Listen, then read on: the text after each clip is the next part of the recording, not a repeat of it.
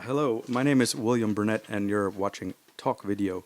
I'm seated here with Veronica Vasicka, and we're going to have a free-form discussion about music and life and the road that we've been on so far. So there's no real format. This is the first episode, so forgive any weirdness, but it's going to get weird.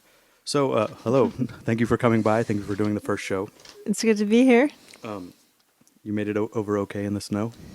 Yeah, the one and only snowstorm of 2019. And your shoes are okay? Yep. You took a Uber or you walked? I took an Uber pool. Uber pool. Who are you sharing with? Nobody. Nobody. So you just But get they call it an Uber pool. Oh, so you just get a discount. Yeah. And how much does that cost? Like $3? It was $3. Oh man, that's nice. It's a great service they've come up with. It is. So, those of you who don't know Veronica, she's a New Yorker, I would say, and most people know her from. She has a label called Minimal Wave that started as a radio show, and now she's DJing and maybe doing some music and stuff like that. So, I just want to kind of start at the beginning and tell me if I'm asking too personal of questions, but you're you're born here in New York City. Yeah, I was born in Coney Island. Born in Coney, they have a hospital in Coney Island? Coney Island Hospital. Oh man, and I don't think anybody knows that. I didn't know that. I've never even gotten out of the car in Coney Island. Do you ever go back? Yeah, on occasion, but not to the hospital. What do you do in Coney Island? Well, there are all those Russian shops and specialty shops, and then there's the Ferris wheel and all that other stuff, roller coaster. Come on. I always like see that there's like a nice park. The boardwalk. One day I'll get out of the car, but I don't know. Now that they've fixed the highway, you just shoot right through, you know. Yeah. So born in Coney Island, and did you went to high school there? No, I went to high school in Manhattan. So you moved, or your parents were living in West Village first. Okay, and then they went to Coney Island to have you. No. They were both working in Coney Island Hospital. Ah, okay. And so Yeah. tell us a little bit about your parents. My mom's from Uruguay, Okay. and my dad was from the Czech Republic, Czechoslovakia. He escaped in 1951, and they met in 1968 in New York City. Okay. And they were both working at Coney Island Hospital. Yeah, he was a doctor and she was a nurse. Oh, ooh, Yeah. fancy. And then so they moved from. So you grew up in the West Village and spent your formative years. What happened? No, mostly around the time that I started growing up was when we moved to the Upper East Side. Okay. So and that's like where your mom still lives now. Yeah. Same place or same area. Yeah.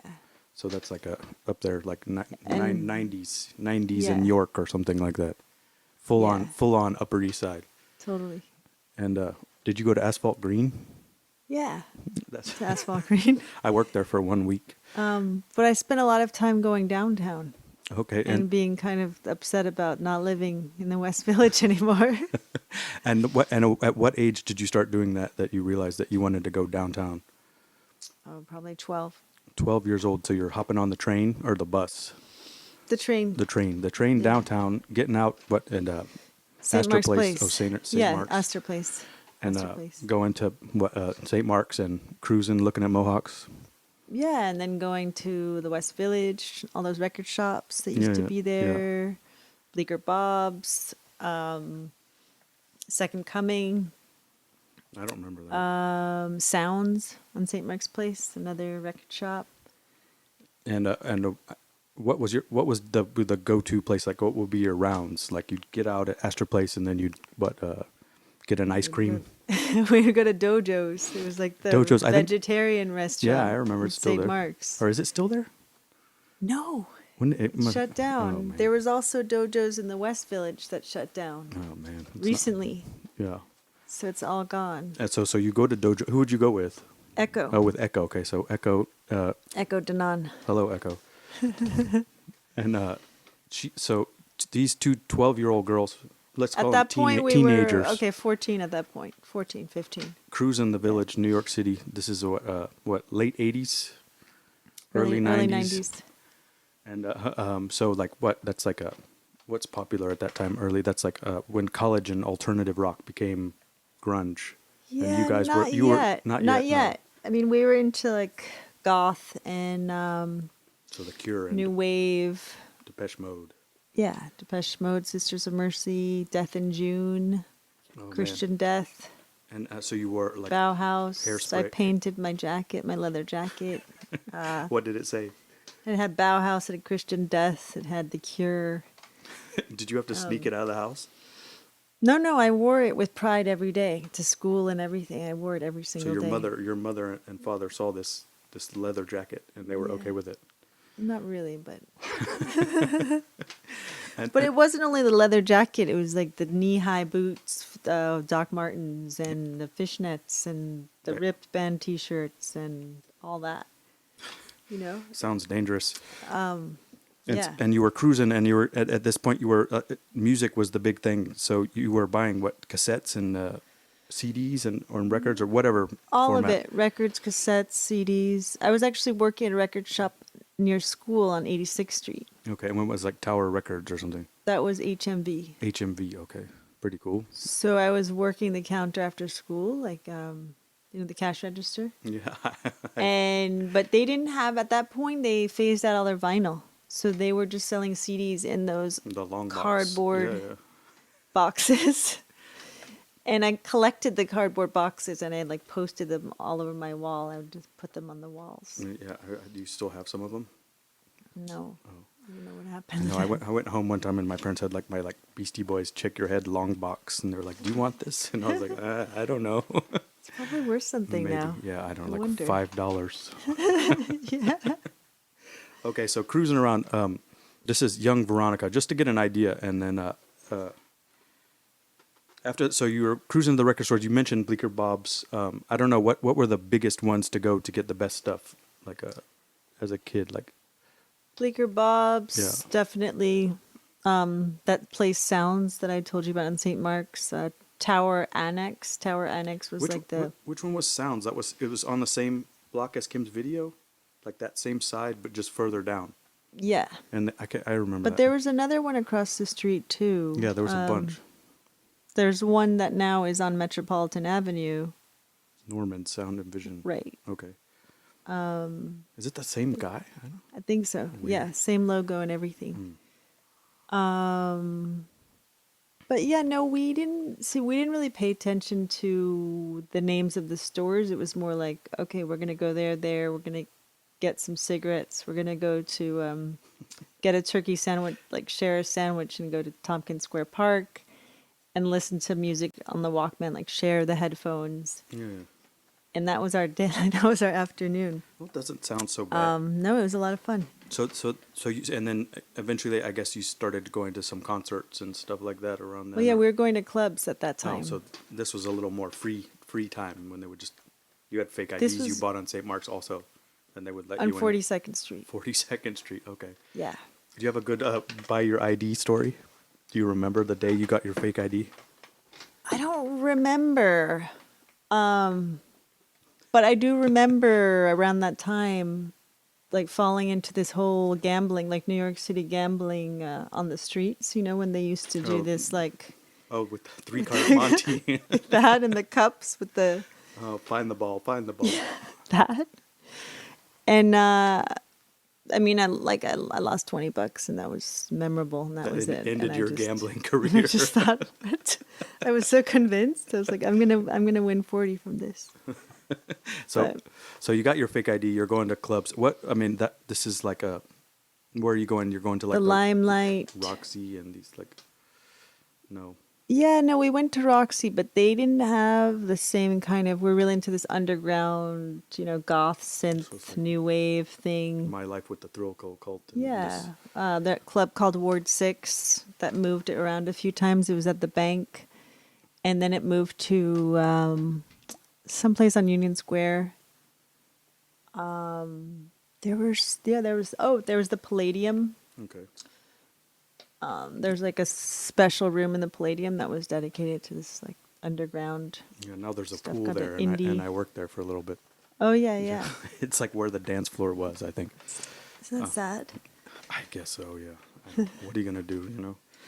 So this you had pretty good childhood. No run-ins with the law or anything. Just you got into You college. know, I was pretty lucky because I was really into graffiti and I was doing a lot of graffiti But, as like, well with a marker or spray paint. with spray paint. And yeah, nobody And really what knows was this. your tagger name? But this was before the record shops. This was like when I was 14 and into Bad Brains. But and, what were you? What was your tag? Onyx. Like- Onix. Onyx. That's cool. Onyx. And what does that come from? Onyx, like the stone, Onyx. Okay, It's, so, it's a black stone, you know. And Onyx. because there was the hip hop group, you had to use the I instead of the Y. No, I wasn't No, totally it's out of the loop with that. Can you still do your tag or Yeah, I can do Can you it. There's a get up? star in the eye. man, I gotta see that one day. But yeah, we would tell each other's mom, like I would tell my mom I'm sleeping at Amy's house, and Amy would tell her mom I'm sleeping at Veronica's house. And then we would go out with there's, those Manhattan portage bags? Yeah. Yeah. So we would fill those up with spray cans and go and tag, and I don't know. Do you think your parents knew what was going on? They caught on finally. Yeah, they caught on. They're like, what? See paint on your hands all the time, or No, they caught on about the sleepover, the reverse. okay. They started, the parents were talking and they were trying to, locate us one day, and it was like, then we got into trouble. well, that's. And then Amy said, oh, I needed to get tampons. We needed to go to like CVS and get tampons at 4 a.m. It was like lie on top of lie. Oh Lord, I'm surprised you made it out. I know, right? Sounds dangerous. But you were a good enough student and a child and you made it into college, right? Yeah, And it was like an honors I graduated with honors in arts, in fine arts. which high school did you go to? I went to Dalton, Where's that? 89th Street. Okay, I don't know anything about New York City schools at all. Is it like Dalton it's is like like art based school or? They had a photography, they had a Okay. photo lab, they had, it's a progressive school. I mean, they had, in 9th grade, we had a class called Literature of Social Protest, and Women's Lit, which is unheard of in the, Yeah. late 90s no, it was early 90s at that point. It's like, I don't know what to compare it to. I went to public school in San Antonio, Texas. yeah. So at that school you were doing some photography and stuff like that, and then you went to RISD for college. Yeah, I and- studied photography there. And did anything exciting happen there? Oh, yeah. I mean, that's a whole Or, nother... or did I miss anything before you went I to mean, I took that graffiti thing to the next level. I was doing street art Okay. where I would do stencils. I would make these big stencils and measure the ad space on the backs of buses, public buses. And I would make these posters, Xerox posters. And then at 4:00 in the morning, I'd wheat paste onto these buses. And then the next day, I would like document with the high 8 camera. Like document the bus going through town with the high video with my new ad video on the 8. back. So you would Yeah. where would you keep your wheat paste at? What? And then in the Well, we in the paste. basement? You can just mix it fresh. It's like but you need like a bucket and like yeah, a I had it roller. in the back of my little hatchback. In your car. I had a little hatchback that I got for really cheap with tinted windows, like black with tinted windows. Some Japanese one-off. It wasn't a Mazda, but it was. I think it had like a Mazda motor or something. You don't remember what your car was? Well, it was actually an American car, but the inside, when you opened it, it was actually a Mazda motor. So I don't know if someone built it or. Yeah, I don't know. And It looked like a little Honda Civic. And It what was like what color was it? black. Black. Well, black with black tinted windows. Jeez. Jeez. So you drove that on up to RISD with your wheat paste in the back, and then you No, I didn't get that car till I was like 20, Oh, okay. and then so, I was doing it at that time. Oh, okay. Oh, so this is not in. Okay, so that makes a Yeah, lot more not in sense. New I thought York. you were like driving around Manhattan with a Yeah, no, lowrider. No, okay. All right. Makes more sense in But Rhode Island. it's not a lowrider. It's just a really small hatchback. Thanks for the clarification. So I mean, Rhode Island, I'm not very familiar with, but I know that when I meet people from Rhode Island, they're always like weird art school kids. Yeah, it's filled with Weird art school kids. I mean, what it's like one Providence. is that one of those colleges with no grades, or kind of free form? No, we had grades. It's not, But like- it's really geared towards art. and so did you have so like yeah. a crew you hung out with, or Yeah. anybody came from New York with you, or you just met a whole new bunch? I met a whole new bunch of people. And are you still in touch with any of them now, or? Yeah, actually, one of them's Hisham Barucha. He was in Lightning Bolt, Oh, okay. and now he does Soft Circle. He Okay. does like a lot of collage and design. He lives 2 blocks away. Okay, and you guys like walked across the stage, graduated together? No, he was a year younger. Oh, okay. But we were in the photo department and we hung out all the time. Oh, that's nice. Yeah. And was there like some formative moments from your college experience, or just kind of just basic growing up stuff? I learned how to play the drums, and and I played with Brian from Lightning Bolt, oh yeah, and I really wanted to learn, and yeah, that was a lot of fun. and you had like a practice space, or you just went to somebody's house, or you used the school? They had a warehouse called Fort Thunder, and they would do Fort Thunder. Fort Thunder. Fort Thunder. They would do all their silk screening there, and they were really into like making comic books, and they were both like the main guys that were there were in the printmaking department Okay. at RISD. So they're making zines and flyers and Yeah, and then shirts doing their band, which they're still doing to this day. Okay. Lightning Bolt. Yeah, I've heard of them before. I don't know. Check them out. Yeah, that's like one of those 2-member bands, and they play really loud. Yeah. Yeah, I think I might have seen them before, but I can't remember.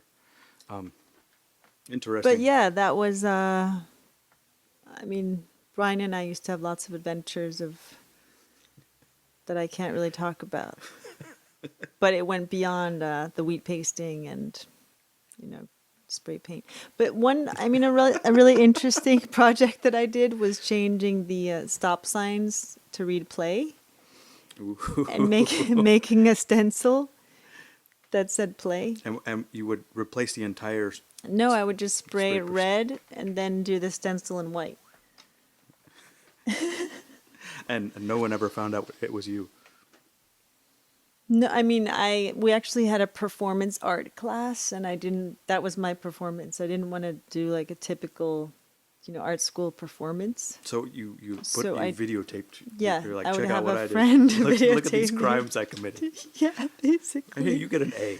Yeah. And your parents knew about this project, or No, I don't think they they knew. just saw the grades? They didn't know.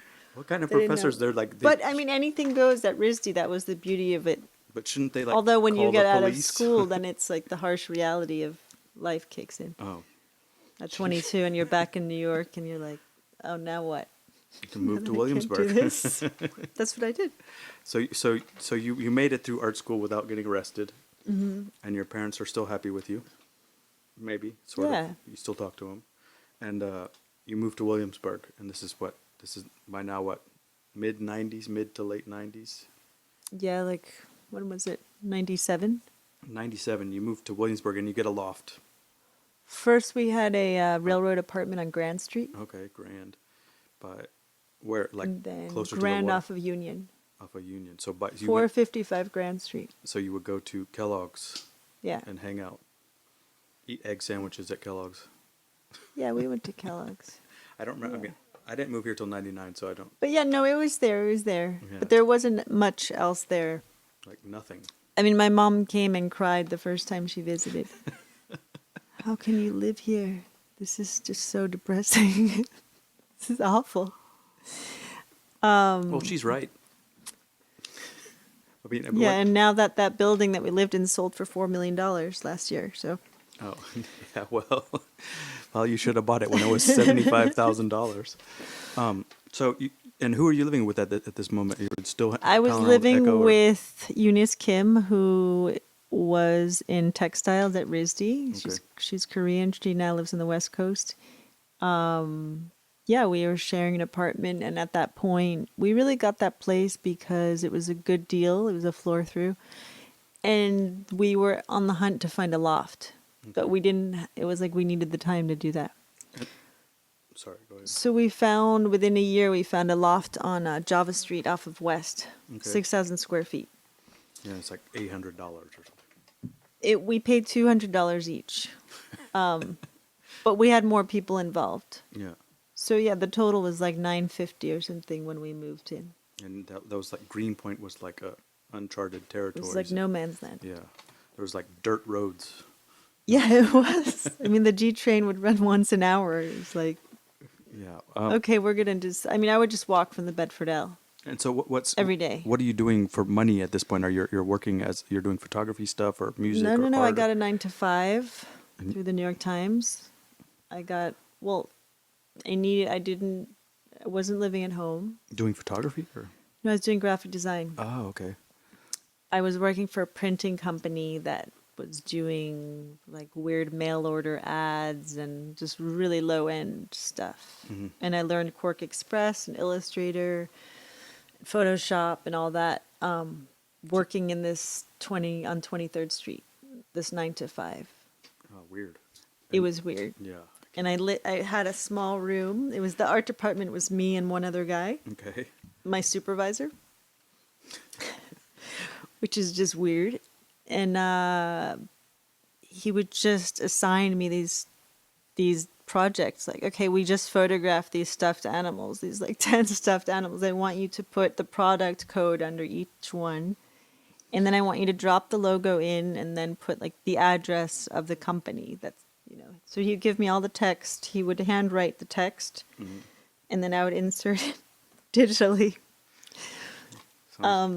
Sounds very gratifying. I did that for a year, to the day, a year, and then I quit that job.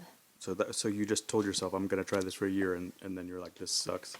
Well, no, I really wanted to learn Okay, graphic design. Well, shouldn't you have like learned that at school? Yes and no. I didn't want that formal training. I just wanted to know the programs. Oh, okay. I mean, I guess computers weren't such a part of Yeah, school. it was just the beginning of. Yeah, they were barely. You computers. like used a computer, but just to like type up your paper or something. Yeah. Unless But you- but I was also doing photography freelance at that time for Index Okay. magazine. And that was when there was still like money in magazines and stuff like that. Yeah, I mean it wasn't much, but You to get get like $150 for one shot was Yeah. pretty good if you did enough work. Do you remember any of the projects you worked on for Index magazine? Yeah, I tracked down Genesis Peorage, Oh yeah. and he was living in Brooklyn. She.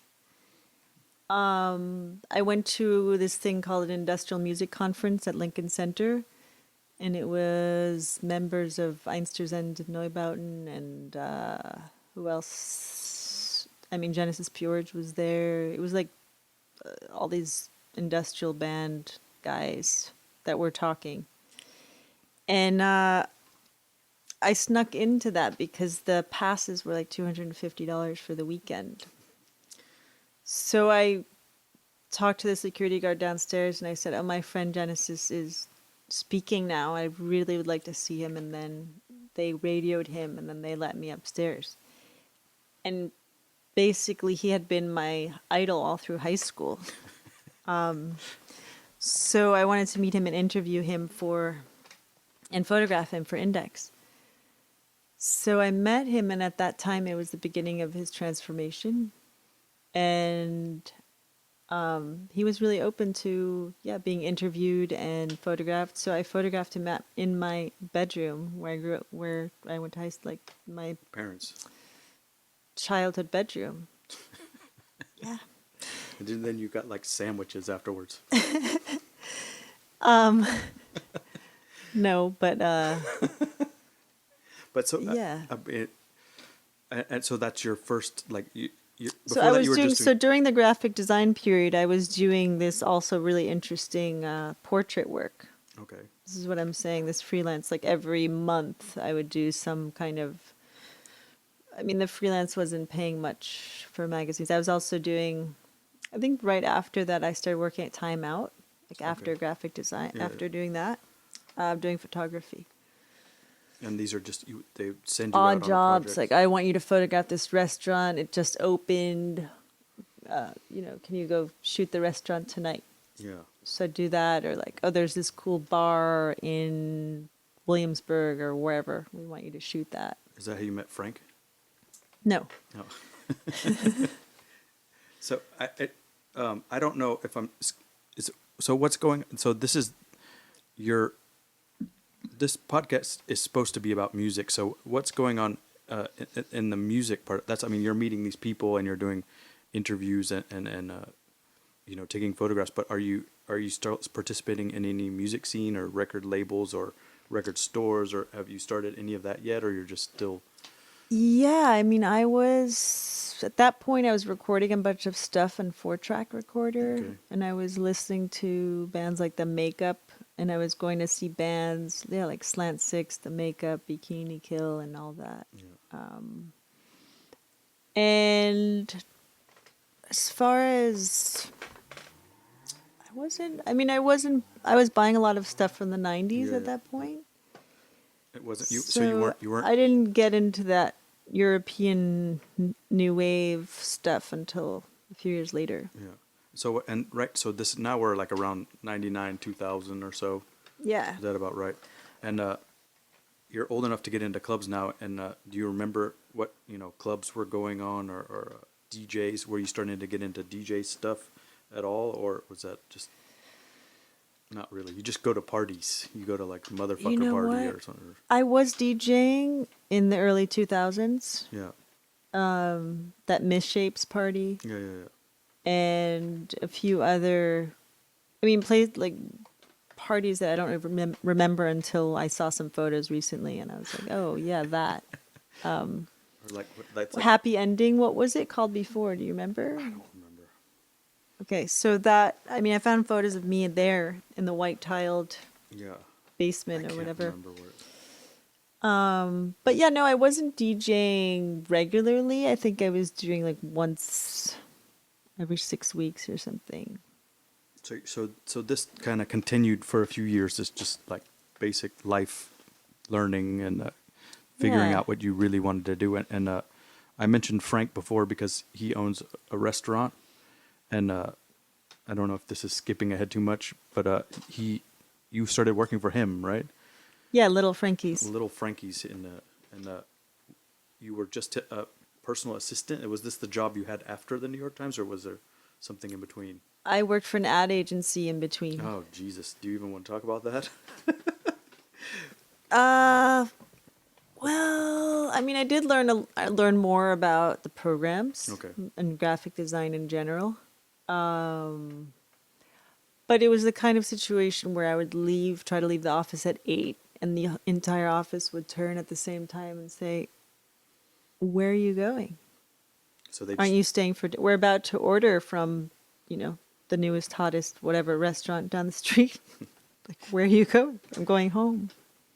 And it was a problem. So they worked a lot. they would be there till 11 at night and then get back to work at 8:30 in the morning. Yeah. So No. yeah, So that lasted a year also, or that lasted a year. exactly? Yeah, and that led us to a few months before September 11th. Okay. I was living in the East Village on 5th Street, and I decided to give up my apartment and put my stuff in storage, Okay. which is really odd. It was like the month before, so it was August. And then I was just staying at my friend Echo's house on the Bowery. She had a place they called the Trash House because she would have a lot of I've parties. been Do you there remember? before. Yeah. Okay. She's not there now. She doesn't live there anymore, but she lived there with Harper Simon, Paul Simon's son. Okay. And think his I blew friends up would the come by. stereo. Okay. So yeah, I was staying there while she was in France. And then September 11th happened. Yeah. And then I actually decided I'm going to go to Paris, and Muriel, one of my best childhood friends, is still living there.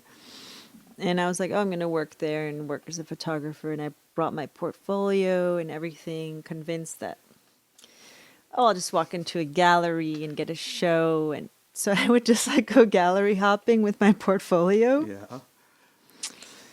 Yeah, that didn't get anywhere. That was it.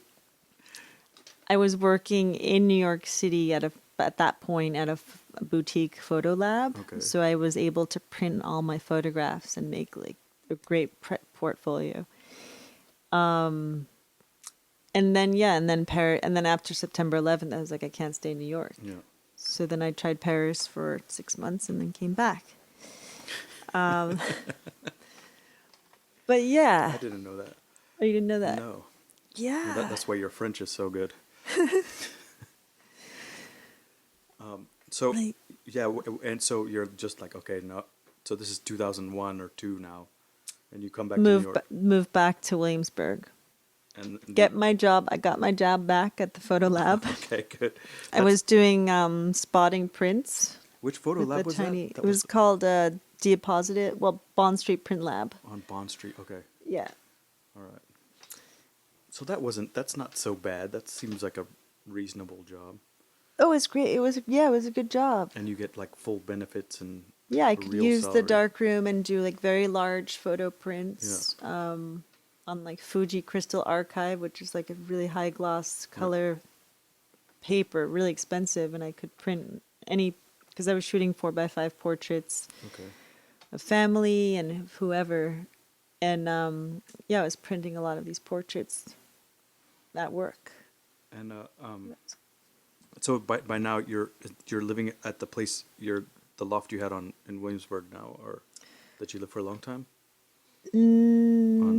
South 11th Street. Yeah, you had moved in there. Yeah, I moved in there right after. Yeah, it was like probably mid 2002, like summer of 2002. Okay, and so what's going on in New York now? Was it different? Did you notice anything different when you came back, or after 9/11, or? Yeah, there was a lot going on in terms of music and techno, but we're talking about a different kind of techno, like minimal techno. Yeah. A lot of parties. There was that party called Spa, Yeah. which was on 13th Street Yeah. and Every- University what- or 4th Avenue. But it was like on a weird night too. It was like Monday nights or something. Or like Wednesday nights. Yeah, Yeah. that was a fun party. Yeah, and that was like they would play all kinds of music. It would be like hip hop, electro, and Yeah, and techno, and indie rock. and That was like all over. Strokes time or something like that. Was that before, Yeah. after like I Strokes? think it was around that same time. Weird. And so that was but that was like a weird time too, because I really liked that time because it felt like it was really open. Like you could go to a party and you would see like Jay-Z would be at the party, and like Paris Hilton, and like Old Dirty Bastard, and then just like all these dirty skateboarder kids, and like Harold Hunter, and it was, but Yeah, it was like people the weren't going. kids. It wasn't separate, and it wasn't separate. Everybody just went because that was the one place to go to get fucked up and hang out and listen to music. It wasn't like I'm gonna go see this DJ tonight. It was. Yeah, exactly. And I don't know somehow that became something weird after a little while, but I don't know what happened. Yeah, no, I mean, I went there pretty regularly Yeah, for a long time. and then it was like lit became a thing, kind of. Oh yeah, lit. And the whole maybe, Yeah, and maybe there was black and white. Oh yeah, I think does Caleb still work there? No, I'm just I don't think so. I think he still works there. Sorry, so by this time, your music. You're still doing music thing? You're meeting more people, or just? I was actually recording music at that time. I was like heavily collecting records. Yeah. I was starting to collect like German wave, weird underground cassette stuff. 'Cause internet is starting to boom, or Yeah, was I that mean part there of it, was that was part like of forums it. and stuff like that, or was it more like a record store culture, friends, or? I mean, it was both because I would go to record fairs and meet other collectors and Yeah. get into. But yeah, I mean, online there, what was there, Napster or something? Yeah. Yeah. I mean, I think I had a lot of, I got a lot of music through there. And Yeah. maybe actually met people on there or something. So, It's so yeah, strange. yeah. I mean, I'm still friends with people that I met on internet forums in 1999. Yeah, Like my closest friends, you know, totally. or like Yahoo group, you know. Yeah, there was like Electro Disco Punk's Yahoo mailing list, you know. Where's the Yeah. party at, guys? And, this is just setting the way. So let's get on to what people know you for now. That I guess that's enough setup. So by this time, I kept wanting to mention Frank before, but this is I'll give my version of the story, and you can correct me how you want. Is I don't know if you left your job at the photo place or not, but somehow you started working for this guy Frank, who had a restaurant, and you were his personal assistant, helping him live his life. I guess I don't know what personal. You pick his drapes or something. I don't know. Yeah, I was sewing curtains for the restaurant. Sewing curtains for the restaurant, and then And then, oh, will you take those things off of my hard drive? Go to my house and get those things off of my hard drive and oof. encounter other things along the way. But from this relationship became our East Village Radio started.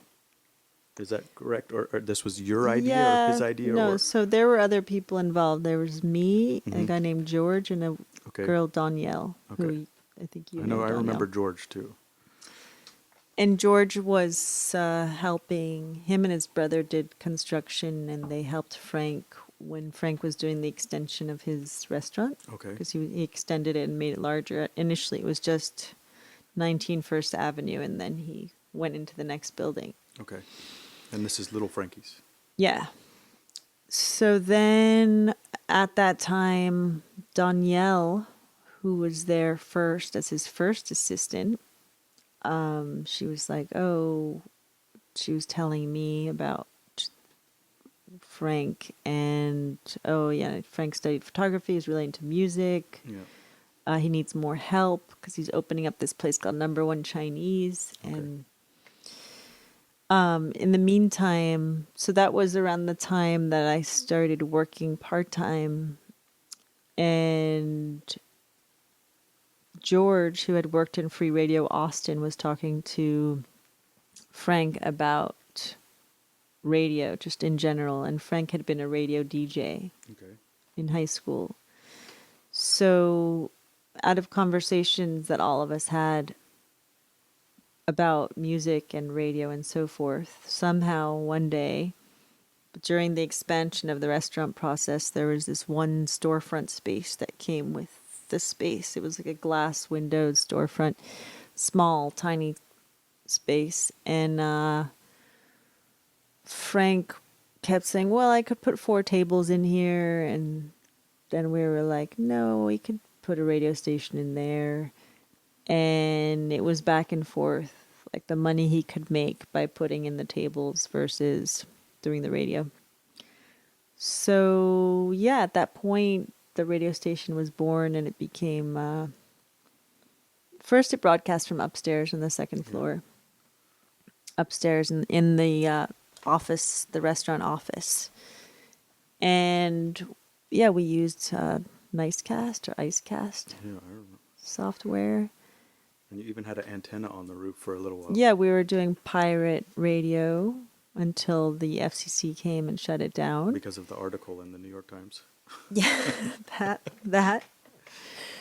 And then at that point, we transformed into more of a digital streaming station. That was kind of my job, was to get that going strong. Even though I didn't really believe there would be such a presence eventually, because it was such a new thing in 2003. So, yeah. And then I was doing my radio show called Minimal Electronic Plus every Sunday. But from what I had a show there, and I did a show upstairs, just so I might sort of know what I'm talking about.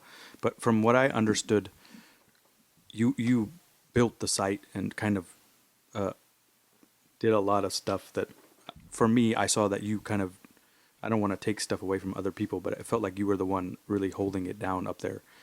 Is this I like think you so. built the site? You kind of like made it work. Like there were a lot of people up there pretending to do stuff, but I felt like you were the one that actually, especially in the beginning, like you probably did all the branding. We probably didn't even know it was called that, or Yeah. No, I was built the like website, doing the got the logos and DJs. doing the. I mean, I didn't actually. The web designer. We had a web designer who Yeah. was also a DJ. Okay. But I was doing like the logos and changing the logos around, and I don't know. I was just experimenting. I was Yeah. like, okay, let's do it like this, and then I spent a lot of time with the streaming because there was always issues with the streaming. Yeah. It just felt like a struggle, and then I was always researching how we could stay on FM somehow. Yeah. Like how can we get like portable transmitters and have multiple portable transmitters around New York City and Yeah. have it broadcast everywhere Yeah. by doing it in this other way. But anyways, Danielle and I would talk endlessly about Okay. our Dreams. radio ideas and Pipe what to dreams. do. So so for those of you that don't know, she's talking about East Village Radio. It was like a storefront, just a really little booth with a glass window, and there would be a DJ with turntables and some CDJs, I guess, CDJs, and you would stand on First Avenue, and people would walk by and steal your iPod or whatever. But this ended up, this was like 2003 till Yeah. 11 or so. How long did it last for? So Or maybe- 2014. Okay, that long. So this was kind of Yeah. it was a thing, and like people, there wasn't a lot of internet radio, and even New York radio, we had like the regular stations and like WNYU and WFMU, but this became a thing, and when people would come to New York, they would want to play on East Village Radio. It was Yeah. like a thing, even before, it was during MySpace, I guess, kind of Oh yeah. big time MySpace. MySpace era. But so, Totally. from this, you had your radio show, and your radio show, Minimal Electronic Plus, Right. you discovered a lot of new music that you eventually came to release on a label called Minimal Wave. Right. I don't know. I mean, I don't know if you're sick of telling the story. I don't know exactly what the story is, but Yeah, somehow no, you started a label called Minimal Wave. Because I had 2 hours every Sunday, and I never wanted to play the same music. Yeah, normal. But I had like a very specific kind of deep genre that it was all about untapped music. So because I had the radio show, I was always on the search for more. Yeah. Because I was really driven by creating interesting content for the radio. So through that, I discovered the Oppenheimer Analysis, Okay. that first band that I released. And I released that in December of 2005. I built the original Minimal Wave website with Mark. Okay. And then Echo helped me. She brought like the first 10 copies to Other Music, and she was like, I'm going to help you sell them. And she'd go around through the record shops. And at that time, she was working with us at East Village Radio. We got Yeah. her a little job. And And that's how you got your dog. Oh, sorry. yeah, that's how I got my dog, my beagle, who's not with us Yeah, anymore. R.I.P. Hicks. Yeah, So but yeah. yeah. So Minimal Wave starts, and with Oppenheimer Analysis, nice guy. I think Yeah, I mean, there were two. So there's Andy Oppenheimer and Martin Howell. I don't think I met him. I don't know if you met either of them, did No, you? I met the one guy. He you came met. with his daughter, and we drove him around one day because he couldn't walk Yeah, or something. Martin. Yeah, he was like He's jolly, he was jolly man. He passed away, Yeah, sadly, yeah. but yeah. So I don't know how this is might be the part of the story where people start to kind of know a little bit more about you. Then at this point your status maybe is once you have a label and you're releasing records and you have a radio show, then your status is elevated somehow, and I don't know is this true or not? I mean, and then you start getting some recognition and maybe like start traveling and DJing across Yeah. the country, or more in New York or across the world, or Yeah, you know what? It was probably about 2 years after I started the label, and, 2007. and you had probably 5 or 6 releases by then, or That, yeah. I mean, all the, it had done the Lost tapes, 2006. So, and then I did the Found tapes, I think, yeah, around then, 2007, 2008. and then so And then I started getting booked to play in Europe. I was really freaked out about playing in Europe. yeah, why? Because I was only used to like bars and clubs in New York. And I Oh. had this conception of, well, what's it going to be like in over there where all the music that I love comes from? It's a little different, but you made it okay, right? Well, I actually like, What was your first I overseas brought only Italo disco records to my first gig. I don't know why. gig? Where was it? And I think I was thinking too hard about what it was in the Netherlands. Where, I think in Amsterdam. you don't remember the club? I can remember, but I don't remember right now. But I do remember people coming up and being like, "Oh, can I see that record?" And what record are you playing? When people want to Yeah. see the cover, and I was like, "Okay, it can't be that bad." What I'm doing right now, I was so nervous about it. So you didn't play any minimal wave, just bring my Italo. Exactly, like it's so wrong. I didn't play any minimal wave. It's weird. So you got booked there again after that, or? Not at that club. But no, you know what? I do think I played that club one more time, but in a different context, maybe with dusting and Oh, okay. just playing like real minimal wave records. So at this point, minimal wave is primarily focused on releasing old music. How did you find most of this music? Was it usually through SoulSeek or this internet forums, or was it through meeting somebody and they knew something? And do you have like a specific story you remember of one that was really special to find and release, or they're all special, or an interesting anecdote you'd like to share that? Yeah, no, I mean, I think it had to do with meeting other collectors Yeah. and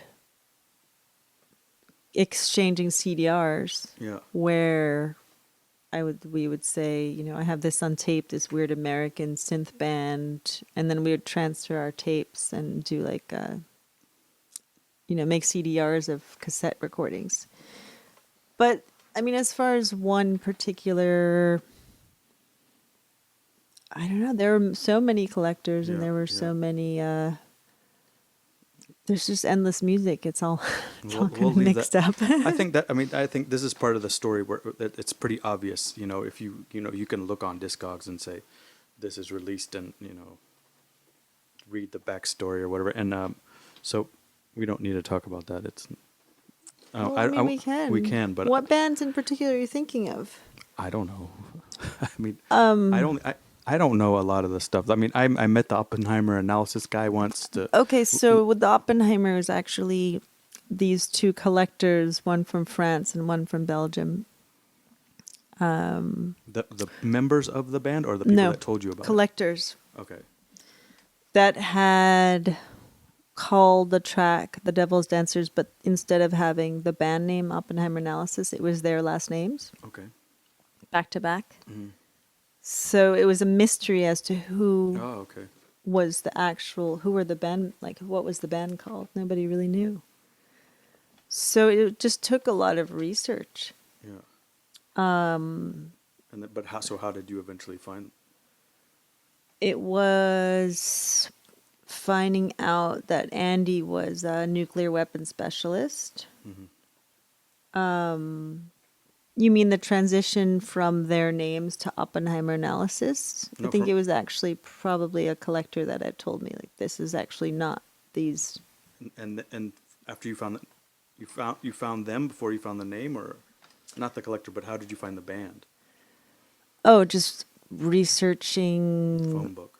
Andy Oppenheimer and finding out that He worked at this certain guy who wrote songs called Men in White Coats and The Devil's Dancers Because and this is Cold War before is discogs. definitely the same guy who's a nuclear weapons expert Oh, okay. from the UK. Okay. It just all fit together. Andy Oppenheimer online had like a small website of paintings of like nuclear clouds Okay. and J.R. Oppenheimer Okay. portraits. Okay. And so you And just the JPEGs were like this big. so you just hit the contact button. No, I wrote a letter to, he was a BBC consultant, and I wrote a letter to his to his office. Oh. And he sent you a letter back or called you or I think he actually contacted Martin, who Okay. did the music, and he was the vocalist. And then Martin called, or at that point, I think they emailed and said, let's talk. Yeah. Interesting. And So then and so that was like summer of 2005. But then do that music, was it ever released or it was just It was released on cassette, self-released. That's so it. nobody had the rights, you could just get approval from them and release it. You didn't have to go contact some obscure label. No, and no, get no. permission. I made a contract and had them sign the contract, and yeah, nobody else had. They had self-released it. And do you do that for are most of the releases like that, self-released?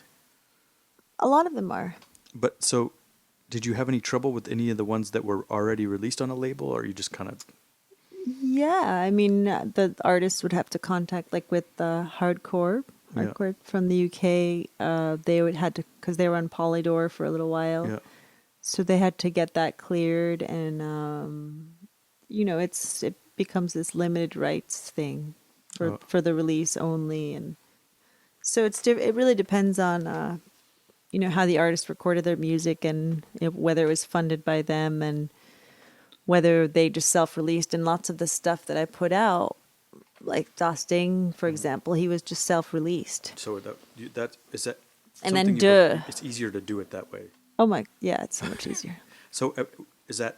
Yeah. I mean, now I don't. You do that. Those Japanese guy. What's his? I can't even remember his name. What's the really futuristic techno kind of Japanese guy? Sympathy Nervous? Yeah, is that self-released? He was on Vanity Records for a little while. I don't know that. And then he also had recordings that he never released. Okay, so like archives, leftovers. Yeah. No. Yeah, Uh, no. The Vanity had rejected an LP Oh, okay. But what's that was where's amazing. Vanity? From Japan, an Oh. incredible Japanese label. What do I know? You should check it out. I will one day. So Actually, the head of Vanity just passed away oh, a few months ago. jeez, it's getting rough out there, everybody. I don't know. Well, all what these to say. people emailed me Yeah, and we they're gotta like, say- "Oh, do you have all the rights Yeah, now?" And I'm yeah, like, yeah. R.I.P. No, Say because R.I.P. he every passed time. away. Yeah. So I don't. And so another thing about the label is that you do all the design, layout. I mean, that's one thing that I respect a lot is that you do everything. It's your label. You do from the finding, mastering. I don't know if you still do the mastering, but to design, distribution, website, like it's full DIY. And I think that's part of the reason why you got to where you are now and you're so successful, because it's by your rules. Was there Right. any reason why you chose to do it that way and not like use a distributor, get a P&D deal or something like that? In 2005, when I started, I didn't know any better. Yeah. You thought it was only I first pressed 500 copies of the Oppenheimer record without any distribution, and I sold them all like through the website into shops in New York. And then shops overseas started contacting me, like shops from France and Germany, and we want 25 copies here and 25 copies there. And so it just happened that way. Yeah. And I didn't really know what a P&D deal was until like years later. Yeah. And it just never made sense to me. Yeah. And also that time, 2003 to 2006, it was kind of like the void of records weren't selling. Yeah. Right? It was a weird time. Like all the distributors went out of business. All the record stores were dying. Like Yeah. nobody wanted records. It was like Napster or bust, Totally. the death of vinyl. Right. So I guess it does make sense now that I think about it. And so now you're still doing the record label that way? It's like everything. You can Yeah, I mean, now I Pallets have come to your house. distribution to my office. to your office. Yeah, now it's not in the house. Now there's an office. Moving on up. And I have a distributor. I have a few distributors around the world, so I just do like I'm getting a lot of stuff pressed in Europe and then having it direct shipped to Germany, to the UK. You know what I mean? Yes, I A know. few hundred here and a few hundred there. Yeah, and this is just a question that I'm curious about.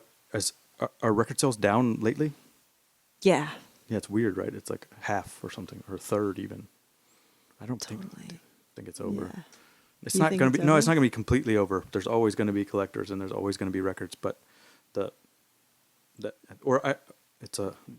Yeah, maybe it's oversaturated because there's 'cause so I- many. It seemed like at so first many records it being used to be pressed. you would press a record and you could sell 500, 300 on the first day, pretty easy to your distributor. I don't know what your numbers are, and then now it's Yeah. half or a third of that. I mean, I don't know if the quality's down, but I would hope not. Yeah, But it's I'm different. just checking with you too. Yeah, no, it's totally different. What are we gonna do? But the digital sales seem to be helping. Yeah, It's weird. yeah, Right? digital sales are good. People buy that stuff, huh? Yeah. We don't come from that generation, I guess. All right, what did I miss? I got a little list here. I'm gonna try to. So the other thing you have, besides releasing old records, you also have a label called City Tracks, which is a focus on modern artists. Yeah. How did that come about? Just you knew some people, and that was kind of the same, and why not? Why wasn't it minimal wave? Because I wanted to reissue the Z Factor album, the Dance Party album. Oh, so Which that's is not a even, Chicago that's not house even record. modern. So it doesn't make sense. My question. No, but the starting point of the label was for anything that wasn't minimal wave, anything, just anything. That was City Tracks. But that record is so minimal wave. Which one? The Z The Dance Factor. Party Yeah. album? Yeah, it's the same. Yeah. Tears. Yeah, a little bit.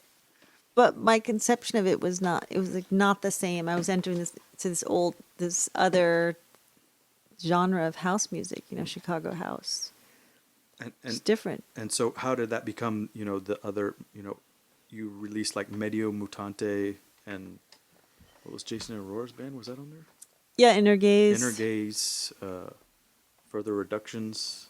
I don't know Yeah, what else. So and I, Silent Silent Servant, and So how Broken did English Club. How did it become from this reissue of a house record to these modern bands that are sort of minimal Well, wave? because it was just set up to be an outlet for anything that wasn't minimal wave, so it could be old, new, whatever. Okay, all right. Like it could have reissued a jazz record or whatever. You got some jazz ones coming up? Or what? Why not? But Medio Mutante, they were all living in New York for a little while. Yeah, I remember that. And I had a lot of gear set up at my house, and I was recording stuff, and they were recording stuff, and then they came over and did some. Yeah, they would like record some stuff at my place, but it was really spontaneous. It was just like, oh yeah, let's do 500 copies of this record. Yeah. We would have pressed a lot more, but one of the band members decided to leave the band, and he didn't want to be involved anymore, and Went AWOL. there was like a huge argument between all of Should we talk about that? no. So Medio, but Medio, it is no more. But two of the members are Bone. Yeah. So Bone. did you release that? No. Well, all right, never mind. I didn't release it. But Mariana, I actually worked with her the City Tracks Volume 3. Yeah. Because I do these City Tracks series. Okay. City Tracks Volume 1 and 2, 3. Volume 3 was the opening track was a track by Amato, the hacker. Okay. And I always felt like, oh, it's missing something. So I hooked him up with Mariana, and she did the vocal. Oh, that's And they collaborated and made this really cool track. So that was nice because she was like, I was working with her again, and Yeah, she's always fun. yeah. All right, what else do I got? So, a couple more things I want to talk about. We'll wrap it up. Sorry, this is taking so long. It's I hope okay. it's not wearing you out. No. So, another thing, too, that I want to talk about, I don't know if, no, I won't talk about that. That's too What? personal. Well, I was gonna talk about your family, and you have a family now, and Yeah. if that's affecting your travel and the label and production and It is. what's going on. Is that something that I shouldn't talk about, or can I? Am I? Okay. We So can talk about it. so you had a kid, I have a 4-year-old. and She keeps me up every night. she seems like she's trouble. I've seen her on the street a few times. She's smart because she won't make eye contact with me. So you're here in New York City, which is not an easy place to have a child, and then Yeah, also it's you hard. have this job, which is DJing, which takes you to far away places. How are you able to do that? It's just you're just lucky that your mother lives here and she's helping out, or Yeah, I mean, my mom is there for us every time I go away. yeah. So, And so your mom comes down and stays at your place, or yeah, she stays at my place. I usually leave Thursday nights, Yeah. late flight. I put Vale to bed at 8, and then my flight's at like 10:30 or 11. No, my flight's at like 11. Yeah. And then I go play, like 2 weeks ago, I played Paris and Geneva, and then I'm back on Sunday. And then it just starts all over. I'm taking her to school Monday morning, at 7, we're getting ready and going to school. Jesus Christ. And then I'm like, oh, I have to go to the office and deal with the delivery because 2 pallets of records are arriving at like noon. And then I have to go pick her up at school at 2:45. So it gets a little hectic. But she's gonna have a driver's license soon, and she can go pick up the records. Totally. She'll be there soon. Maybe she'll. She likes the office. She's like, I want to come to the office. I want to come to the office. Why does she like the office? Because she takes the stamps, like the fragile stamps and all the mail stamps, and she just It's like tagging cars outside. she likes making art with the You stamps. should give her some spray paint. I don't know about that. But yeah, I didn't want to get too personal with that. I just That's okay. thought I would. But yeah, I mean, her dad is also DJing everywhere, so that makes it extra problematic Yeah. as far as having another person to watch her. We'll just have to wait till she grows up. Yeah. I mean, she's already 4 years old. I felt like Yeah. No, that it's happened pretty quickly. I think. Yeah. I guess because you're so busy, the time is flying. So what? She knows how to swim already. That's good. But just wait, because if she's 4 now, there's gonna be a moment where she might develop some fear and stop and regress a little bit. Really? Yeah, she's gonna realize that it's dangerous at a certain point. No, she She knows. Yeah. Maybe just it might have. Don't put too much pressure on her. Is all Okay. I'm saying. Because I've seen it happen. Just be I careful, think because sometimes she- they I think realize she it, went through that. She was screaming and or they'll like jump off the diving board and do a She belly would flop, just- and like that's it. They'll Okay. they'll like do something they shouldn't do, and it'll be like, this sucks, and then they like won't like it anymore. So just Yeah, look out for don't that. push her too hard. okay. And so we'll finish off with one thing. Is I ran into you on the street, or you came by to see me, and you mentioned that you might be playing live pretty soon, and you haven't done that before. And Yeah, no, I mean, I did. How are you going to manage that? I did. I played bass in a band for a couple of years.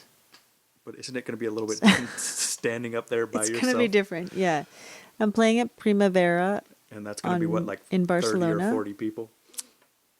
Yeah, some thousands. I don't know. I've been there before. It's pretty big. Yeah, it's pretty big. Yeah, it's not really the place for a debut live performance, but maybe we can do something unannounced somewhere A practice here practice in New event. York, in your apartment. That sounds great. You could do it at the lot. You just set up in the cabin and No, I don't Yeah, need something. I maybe. mean, practice I mean, show. it can't be broadcast though. No, a practice show is always a good idea. I think, Definitely. just Yeah, I need to. I run through. need to. You I can mean, I'm play gonna at be that on. club down the street. Yeah, What's that place called? The Rock Club. under a different name or What's something. the place called? Next to Acapulco. Yeah, I can't I remember don't the know name. what it's called. Or Good Room or something in the bad room. Yeah. So, did you figure out the logistics of that? You're gonna bring. It's gonna be like a 808 Pro One and a bass guitar. I got and a foot all pedal. my. I got all of that gear out of storage, Yeah. and no, I'm not gonna bring that. But I'm preparing now. I'm like doing some. It'll be a combination of kind of like drum tracks that I record on the 808, Mhm.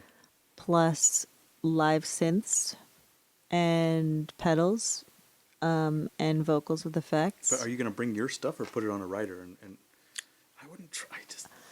I don't think I want to bring my stuff. I think I'm going guess to they're pro ask enough to for have- some stuff. Because sometimes you get that stuff and it's like not in tune and it's like not the Yeah, same you're as right. yours. You're right. But it's just You're right. I don't want to scare you, but it's something.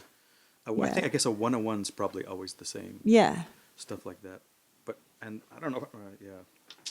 I'm still trying to figure it out. Don't let me scare you too much. But so that's at Primavera this summer, and you're gonna have a secret surprise show pretty soon in Brooklyn here. Maybe.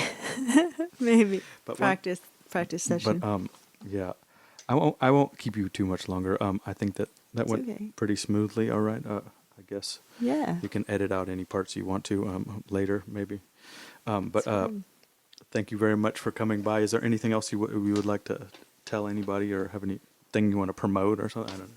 New records coming out, solo album. No, I don't have solo albums anytime soon, but Something you would like to do. no, there's a lot of minimal wave stuff. There's a new City Tracks record coming out, LFDM. This guy from the UK.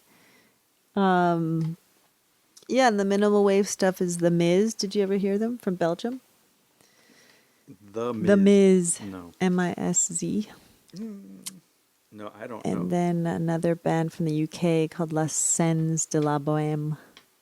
I don't know any. And that, when you hear that track, it'll never leave your mind. It's like a total earworm. I like the poppy ones. I like Yeah, it's very poppy. the poppy ones. So we can look forward to everyone couple go months. to band. Do you have a band camp? No. I've just You started should have a working on a band band camp. When the band camp gets up, go and buy everything on her. It's in the works. Yeah. It'll be, minimal wave band camp. It Well, exists. but It's now- just for now, you can go We're to filling it with content now. minimalwave.com, Com. and you can buy everything on there. Check out all the news and website and Yeah. stories and photos and all this stuff. But I think that's it, everybody. We're gonna go home. All right. Sounds good. Thanks very much, and see you next time. Thanks.